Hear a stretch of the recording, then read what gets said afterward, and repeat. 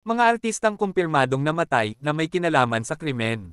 Number 1. Nida Blanca. Noong 2001 nangyari ang isa sa pinakamalaking kaso sa showbiz history.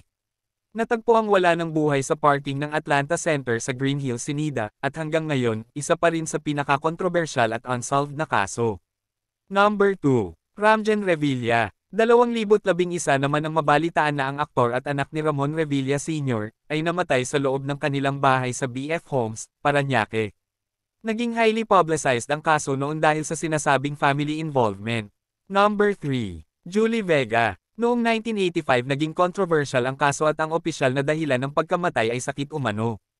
Ngunit maraming lumabas na conspiracy theories sa publiko matapos siya mamatay ng biglaan. Hindi kinumpirma ng authorities ang anumang foul play. Number 4. Renato Ato del Rosario. Noong 2008 ang komedyan at dating miyembro ng Going Bulilit ay nasawi matapos tinutukan ng baril umano sa Cavite.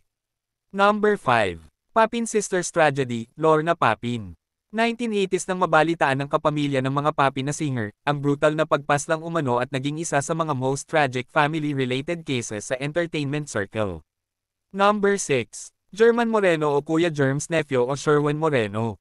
2001 nang mabalitaan na ang young actor ay natagpo ang wala ng buhay sa isang hotel. At isa sa mga kaso na may mga kaina-hinalang detalye. Number 7. Maro Malik Sarangay. Noong 2020 ang indie actor ay brutal na kinitilan ng buhay sa Iloilo na kinumpirma ng mga pulisya na isang homicide.